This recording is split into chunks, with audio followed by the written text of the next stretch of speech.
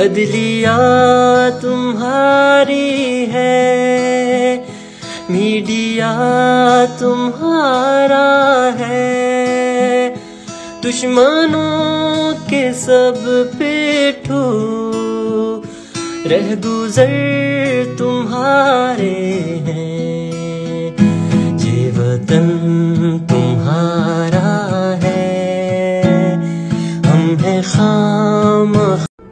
अगर हक और सच का साथ देने का अंजाम जिंदान की कैद है और किस्मत को यही मंजूर है, तो फिर यूसुफ अलैहिस्सलाम की तरह हम भी इस जिंदान को अपने सब्र के नूर से मुनव्वर कर देंगे।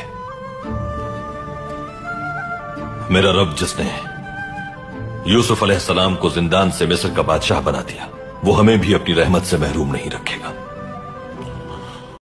अरे उसे हटाने के लिए इस मुल्क में जज बिका, जर्नैल बिका, सियासतदान बिका, मुल्ला बिका, सहाफी बिका, दानश्वर बिका, दलाल बिके, और न जाने कौन किस किस की खाट पे बिका। वो आज भी अल्लाह के